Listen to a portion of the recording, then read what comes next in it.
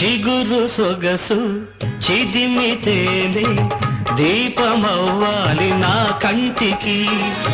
తొడిమలన్నీ పూలు తొడిగి తొలకరించాలి నీ నవ్వుకి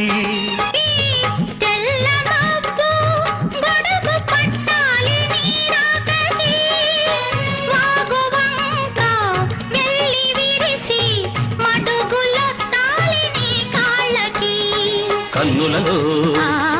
హారతివై కౌగిలిలో శ్రీమతివై కడిగేది ఎన్నాళ్ళతో